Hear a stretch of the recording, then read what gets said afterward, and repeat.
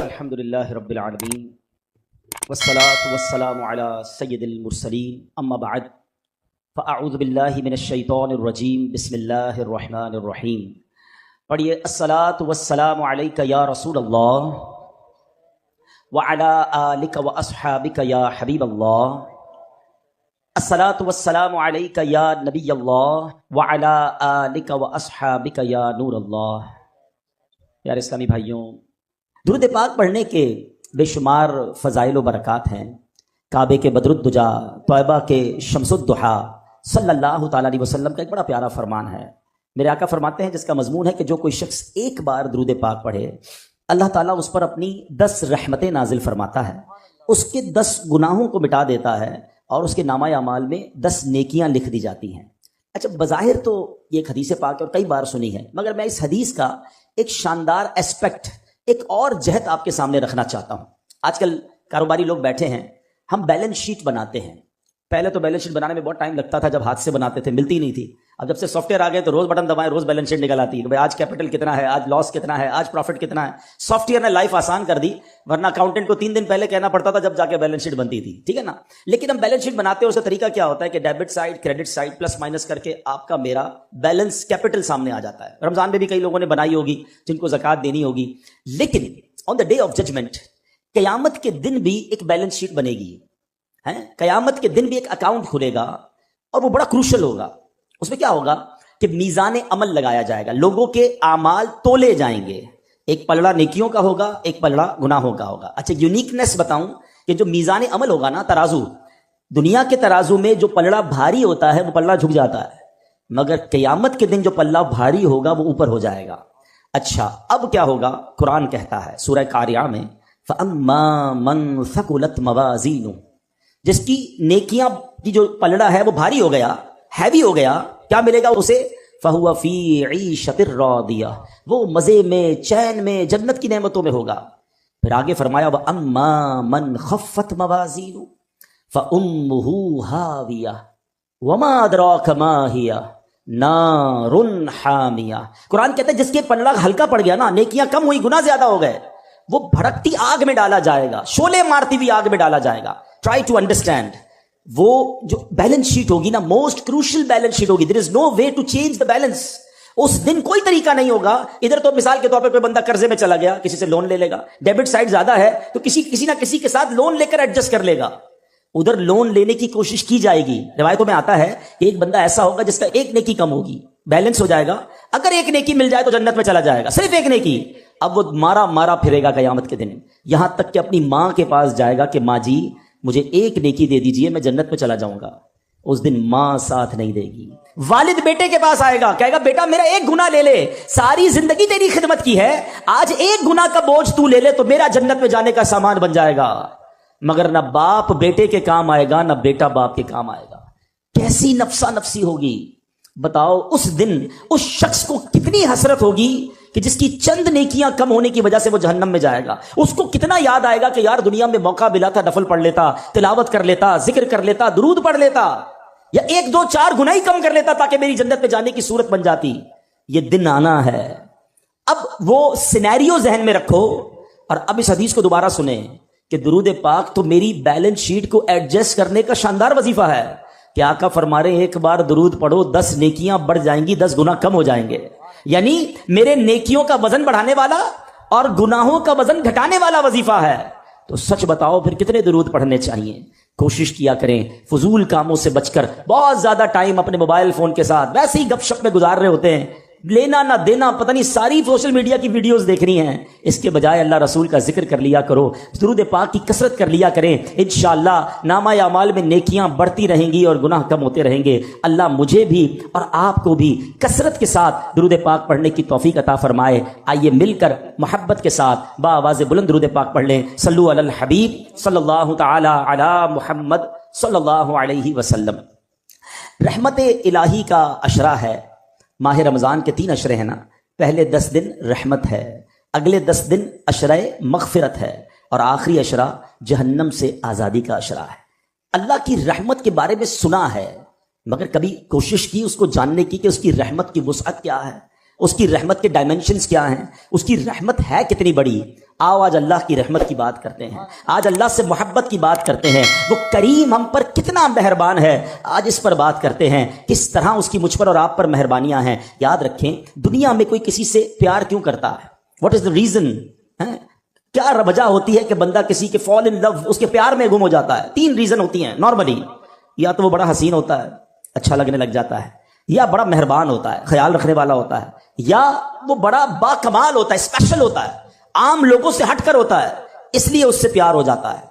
اگر یہ 3 ریزنز ہیں تو خالق کے کائنات کی طرف اگر توجہ جاتی ہے تو دنیا کے سارے حسن اور رعنائیوں کو بنانے والا وہ میرا مالک کیسا حسین ہوگا، جس نے دنیا میں ایسے حسین اور ایسی رعنائیاں، اتنے خوبصورت مناظر بنائے، جنت جس نے بنائی، اس مالک کی سبحان اللہ وہ کیسا حسین مولا ہوگا۔ پھر آگے چلو، اگر با کمال سے محبت ہوتی ہے تو ہر با کمال کو کمال دینے والی ذات بھی رب کائنات کی ہے، پھر اس سے محبت کیوں نہ ہو۔ اور اگر کسی محسن سے، کسی خیال رکھنے والے سے پیار ہو جاتا ہے تو بتاؤ تو صحیح، جب سے پیدا ہوا ہوں، جب سے لے کر آج تک روزانہ جس کے احسانات تلے دبا ہوں، وہ کوئی اور ذات نہیں، وہ میرے مالک کی ذات ہے۔ بلکہ سچی بات بتاؤں، مجھ پر اور آپ پر تو پیدا ہونے سے پہلے اس کے احسان جاری ہیں۔ جی ہاں، بیفور مائی برتھ وہ مجھ پر بلیسنگز، مجھ پر مہربانیاں جاری کیے ہوئے۔ کیسے بتائیے؟ کیا بچے اب نارمل پیدا نہیں ہوتے ہیں؟ بچے پیدا ہو رہے ہیں آج کل، کسی کے جناب کون سا مرض ہے، کسی کا ایک گردہ ہی نہیں ہے، کسی کا ہاتھ صحیح نہیں، کسی کا پیر صحیح نہیں، کوئی بغیر آنکھ والا، کوئی بغیر کان والا، عجیب عجیب معذور بچے پیدا ہوتے ہیں۔ اللہ تعالیٰ ہمیں اور ہماری نسلوں میں ایسے معذور بچوں سے ہمیں محفوظ فرمائے۔ لیکن میں پورا پیدا ہو گیا، میرے اعضاء پورے ہیں، میں دیکھ بھی رہا ہوں، بول بھی رہا ہوں، سن بھی رہا ہوں۔ اس کا مطلب کیا ہوا؟ میرے رب نے میری تخلیق کامل فرمائی۔ ماں کے پیٹ میں جب میری تخلیق ہو رہی تھی، میرے اس کریم مولا نے مجھ پر یہ مہربانی کی کہ میرے کوئی پارٹ آف باڈی، کوئی آرگن آف باڈی کم نہ تھا، میں کسی بڑی بیماری میں نہیں تھا، پیدا ہوتے ہی شوگر کا مریض نہیں ہوں۔ یہ کتنی بڑی میرے رب کی مجھ پہ مہربانی میری پیدائش سے پہلے سے جاری ہے۔ اور سچ پوچھو، اس سے بڑی مہربانی بتاتا ہوں، وہ یہ ہے کہ اللہ نے مجھے اور آپ کو مسلمان گھرانے میں پیدا کر دیا۔ کسی کافر کے گھر میں بھی تو پیدا ہو سکتے تھے نا، روز بچے پیدا ہو رہے ہیں، کوئی کس مذہب والے کے یہاں پیدا ہو رہا ہے۔ میں نے کیا کمال کیا تھا؟ میرا کیا ایسا کمال تھا کہ اللہ نے مجھے مسلمان گھرانے میں پیدا کیا؟ سب سے پہلی آواز جو میرے کانوں نے سنی وہ اللہ اکبر کی اذان سنی، کیونکہ جب میں پیدا ہوا مسلمان گھرانے میں تھا تو میرے کان میں اذان دی گئی۔ بتاؤ، یہ شروع سے مہربانیاں رب کی جاری ہیں۔ تو اگر کسی مہربان سے محبت کی جاتی ہے تو پھر اللہ سے سب سے زیادہ ہمیں محبت ہونی چاہیے۔ اور اب آؤ میں بتاتا ہوں وہ کریم رحمان کیسا ہے، وہ رحیم کیسا ہے، وہ رحمتیں کیسے برساتا ہے۔ اس کی رحمت یہ چاہتی ہے کہ میں اور آپ بخشے جائیں۔ روایتوں میں آتا ہے، حضرت ابو سعید خدری رضی اللہ تعالیٰ عنہ راوی ہیں اور نبی پاک علیہ الصلوۃ والسلام کی حدیث ہے۔ یہ واقعہ خود نبی پاک نے صحابہ کو سنایا کہ ایک شخص تھا بنی اسرائیل میں، اس نے 99 قتل کیے۔ حدیث پاک کا خلاصہ ہے 99 مرڈرز۔ اور اس کے بعد اسے خیال آیا کہ یار بہت ہو گیا، کتنے گناہ کرے گا، اب تو توبہ کر لے۔ وہ ایک راہب کے پاس گیا، سو کالڈ مولوی صاحب، اس زمانے کے بھی سو کالڈ ہوں گے، علم تھا نہیں، لکس لائک، بے شک ہم بھی آج کل ہر داڑھی والے کو عالم دین سمجھ لیتے ہیں، بلکہ اب تو بغیر داڑھی والے کو بھی عالم دین کہنا لوگوں نے شروع کر دیا۔ یہ عجب فنومنا چلا ہے کہ جس کی مرضی وہ اسلام کی انٹرپریٹیشن کر رہا ہے اور لوگ اسے سنی جا رہے ہیں۔ اللہ کے بندوں، عالم دین صحیح عقیدے والے سے بات سنو گے تو سمجھ آئے گی۔ یہ حدیث بھی اسی طرف رہنمائی کر رہی ہے کہ کہنے کو وہ کوئی مذہبی آدمی ہوگا، یہ بندہ چلا گیا اس کے پاس، کہا حضرت 99 قتل کیے ہیں، کیا میری توبہ قبول ہوگی؟ وہ بندہ، اس نے کہا خدا کا خوف کر، 99 بندوں کا قاتل، تیری توبہ قبول نہیں ہونی۔ اس نے اس بندے کو اللہ کی رحمت سے مایوس کر دیا۔ اب وہ پہلے ہی قاتل تھا، اس نے کہا چلو پھر سینچری پوری کرتے ہیں۔ اس نے اس راہب کو بھی مار دیا، 100 قتل کر لیے۔ پھر خیال آیا نہیں، غلط کیا، توبہ کرنی چاہیے۔ پھر کسی عالم دین کے پاس گیا، اب عالم دین نے کہا کہ نہیں، تمہاری توبہ قبول ہو جائے گی، گھبراؤ نہیں، اللہ کی رحمت سے مایوس نہ ہو۔ ایسا کرو، فلاں علاقے میں نیک لوگوں کی ایک بستی ہے، تو ادھر چلے جاؤ اور ان نیک لوگوں کے قریب جا کر اللہ کی بارگاہ میں دعا کرنا، تو اللہ کریم جو ہے تجھ پر رحمت فرما دے گا، تیری توبہ قبول کر لے گا۔ یہ بندے نے نیت کی، اچھی نیت، اور چل پڑا۔ اللہ کی شان دیکھو، راستے میں اس کا انتقال ہو گیا۔ عذاب کے فرشتے آ گئے، ہم لے جائیں گے، 100 بندوں کا قاتل ہے۔ رحمت کے فرشتے آ گئے، ہم لے جائیں گے، توبہ کی نیت کر لی تھی، چل پڑا تھا، اللہ سے دوستی کا ارادہ کر لیا تھا، یہ چل پڑا ہے۔ اب دونوں قسم کے فرشتوں میں ایک طرح سے بحث شروع ہو گئی۔ عذاب کے فرشتے کہتے ہم لے جائیں گے، توبہ کی تھوڑی تھی، گھر سے نکلا ہی تھا، ارے 100 تو قتل کر دیے ہیں۔ رحمت کے فرشتے کہتے نہیں اللہ کی راہ پہ چل پڑا تھا, دل میں شرم اور ندامت آ گئی تھی, ہم لے جائیں گے. اب اللہ کی طرف سے ارشاد ہوتا ہے ایسا کرو زمین کیلکولیٹ کرو, زمین کو ناپا جائے, اگر یہ بندہ اپنے گھر کے قریب ہے تو عذاب کے فرشتے لے جائیں, اگر یہ بندہ نیک لوگوں کی بستی کے قریب ہے تو رحمت کے فرشتے لے جائیں. اللہ اکبر. میں حدیث کے الفاظ سنا رہا ہوں. اب جب زمین ناپی گئی تو وہ بندہ نیک لوگوں کی بستی کے قریب نکلا. علماء کہتے ہیں یہ جو پلان تھا نا, اللہ کی قدرت کا پلان تھا, ایکچولی وہ دور تھا نیک لوگوں کی بستی کے, مگر رب کا حکم تھا کہ یہ بخشا جائے. اس کی منشا یہ تھی یہ بخشا جائے. وہ نیک لوگوں کی بستی اور اس کی لاش کے درمیان جو پلاٹ آف دا لینڈ تھی وہ اسکویز ہوئی, وہ کم ہوئی اللہ کے حکم سے, اور جب ناپا گیا تو چند فٹ کے فاصلے سے وہ نیک لوگوں کی بستی کے قریب تھا. اسے رحمت کے فرشتے لے گئے, گویا اس کی بخشش ہو گئی. یہ ایک روایت بیان کرنے کے بعد میرے پیارے اسلامی بھائیوں کیا پتا چل رہا ہے؟ وہ رحیم, وہ کریم, وہ توبہ قبول کرنے والا ہے, وہ معاف کرنے والا ہے. اس کی رحمت چاہتی ہم بخشے جائیں, مگر یہ بندہ ہے جو توبہ نہیں کرتا, یہ بندہ ہے جو اس کی بارگاہ میں سر نہیں جھکاتا, وہ اس سے دوستی نہیں کرتا. میرے پیارے اسلامی بھائیوں, اس حدیث سے ایک اور بہت خوبصورت بات سیکھنے کو ملی ہے. یہ حدیث پہلے سمجھیے گا, نبی پاک واقعہ سنا رہے ہیں صحابہ کو. اٹ مین سارا کانٹینٹ جو ہے وہ آتھرائزڈ ہے, سارا کانٹینٹ جو ہے وہ زبردست کلیئرڈ ہے, جبھی تو نبی پاک سنا رہے ہیں نا. تو آقا نے کیا بتایا کہ لوگوں نے مشورہ دیا نیک لوگوں کی بستی کے پاس جا کر دعا مانگو. اٹ مینز کہ اگر آج بھی کوئی اللہ والوں کے پاس ان کی اگر حیات ہیں تو ان کی صحبت میں جا کر دعا مانگے, اور اگر دنیا سے چلے گئے ہیں اور ان کے مزار کے پاس جا کر اللہ سے دعا مانگے کہ اللہ ان کے صدقے, نیک لوگوں کے صدقے, مبارک جگہ کے صدقے میری توبہ قبول فرما لے. تو جہاں رحمتیں برس رہی ہو ادھر جا کر دعا کرنا, ادھر جا کر اللہ سے مانگنا, یہ اس حدیث سے ثابت ہے. ویسے تو قرآن کی آیت سے بھی ثابت ہے کہ جب حضرت زکریا علیہ السلام کو دعا کرنی تھی, بیٹے کی تمنا تھی, تو قرآن کہتا ہے حضرت زکریا کہاں گئے تھے؟ محراب مریم میں گئے تھے. سورہ مریم اٹھاؤ, وہاں قرآن کہتا ہے کہ حضرت زکریا نے مانگنا اللہ سے تھا.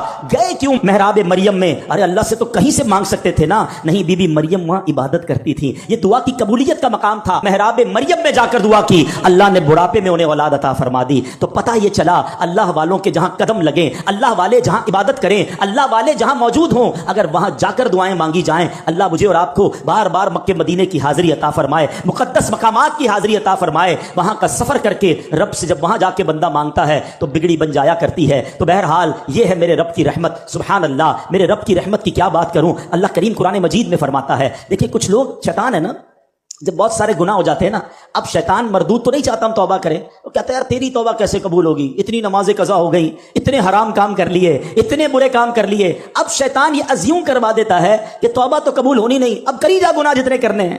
یہ شیطان کا بہت بڑا وار ہے.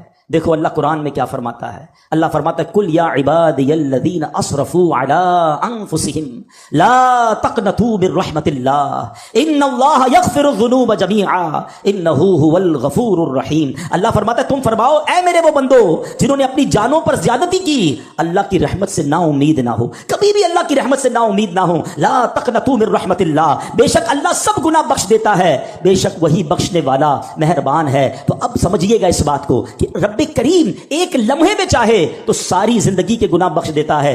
دنیا میں کوئی جرم معاف نہیں کرتا. آپ اور میں اگر ہماری کوئی ایک بار بات نہ مانے, ہم کہتے ہیں چلو معاف کیا, دوبارہ نہ مانے چلو آئندہ مت کرنا, تیسری بار ایسا کرے بندہ کہتا ہے اس کی تو عادت ہی ٹھیک نہیں ہے, موبائل اس کے بند کر دیے جاتے ہیں, نمبر بلاک کر دیا جاتا ہے, رشتہ داری دوستی ختم کہ یہ بار بار میں کہتا ہوں میری بات نہیں مانتا. مگر میرے مالک کی شان دیکھو, بندہ ساری زندگی نافرمانی کرے اور ایک بار سچی توبہ کر لے, اللہ سارے گناہ معاف فرما دیتا ہے. اور سنو, صرف معاف نہیں فرماتا بلکہ جو اعمال لکھنے والے فرشتے ہیں نا, اللہ ان کو بھی بھلا دیتا ہے, تاکہ قیامت کے دن جب بندہ اللہ کی بارگاہ میں جائے گا تو اس کا کوئی گواہ نہیں ہوگا. ذرا حدیث پاک سنیے گا, میرے آقا فرماتے, مسلم شریف کی حدیث مبارک